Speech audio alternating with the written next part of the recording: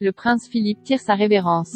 L'époux d'Élisabeth II est mort quelques semaines avant son 100e anniversaire, ce vendredi 9 avril dans la matinée, a annoncé le palais de Buckingham dans un communiqué. Tout au long du règne de Sa Majesté qu'il a rencontré à l'âge de 18 ans, le duc d'Édimbourg s'est dévoué à la monarchie, aux côtés de son épouse.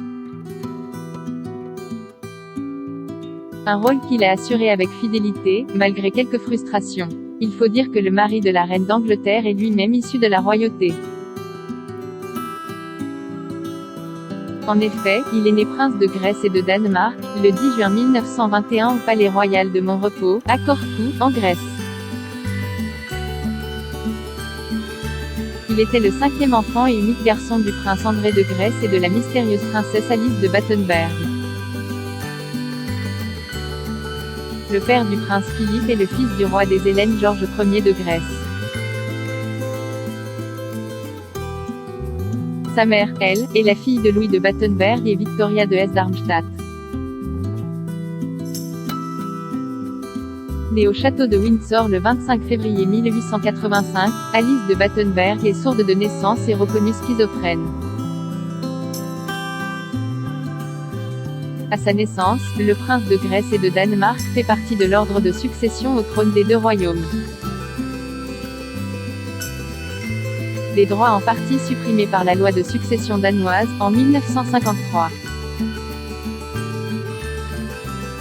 Philippe Mountbatten demande la main de la reine Elisabeth II au roi George VI, au cours de l'été 1946.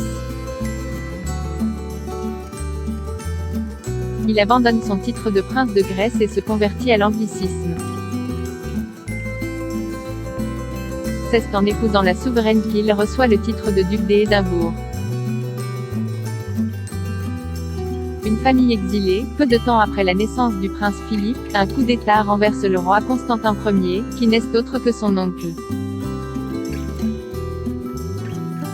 Sa famille fuit alors la Grèce à bord d'un navire de l'armée britannique. L'héritier du trône grec est âgé de 18 mois quand il embarque avec ses parents ainsi que ses 4 sœurs aînées, pour la France. Il passe alors son enfance en région parisienne, auprès de sa tante, Marie Bonaparte. Un destin unique. Article écrit avec la collaboration de 6 médias.